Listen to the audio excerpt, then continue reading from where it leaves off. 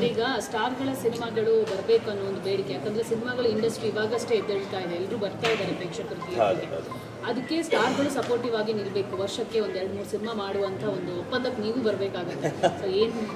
ಇಲ್ಲ, ಖಂಡಿತವಾಗ್ಲೂ ಎಲ್ಲರೂ ವರ್ಷಕ್ಕೆ, ನನಗೂ ಆಸೆನೇ ವರ್ಷಕ್ಕೆ 4 ಸಿನಿಮಾ ಮಾಡಬೇಕು ಅಂತ. ಅದನ್ನು ಮಾಡಿದ್ದೀನಿ ಮುಂಚೆ.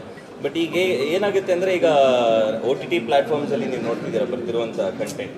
ನಾವು ಮುಂಚೆ ಹೇಳ್ತಿದ್ವಿ, ನಾವು ಈ ಸ್ಟೇಟ್ ಜೊತೆ ಆ ಸ್ಟೇಟ್ ಜೊತೆ ಬೇರೆ ಭಾಷೆಗಳ ಜೊತೆ ಫೈಟ್ ಮಾಡ್ತಾ ಇದ್ದೀವಿ ನಮ್ಮ ಸಿನಿಮಾಗಳನ್ನ ನಿಲ್ಸೋಕ್ಕೆ ಅಂತ. ಬಟ್ ಇವಾಗ ಇಂಟರ್ನ್ಯಾಷನಲ್ ಕಂಟೆಂಟ್ ಇದೆ.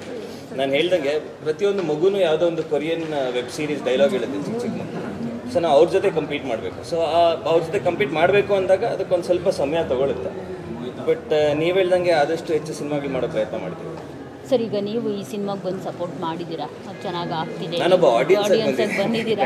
ಸೊ ಅದು ಗ್ರೇಟ್ ಅಲ್ವಾ ಸರ್? ಅಂದರೆ ಬಂದು ಇಲ್ಲಿ ಮೀಡಿಯಾಗಳಿಗೆ ಒಂದು ರೆಸ್ಪಾಂಡ್ ಮಾಡೋದು ಮತ್ತಷ್ಟು ಬೂಸ್ಟ್ ಆಗುತ್ತೆ ಸಿನಿಮಾಗೆ.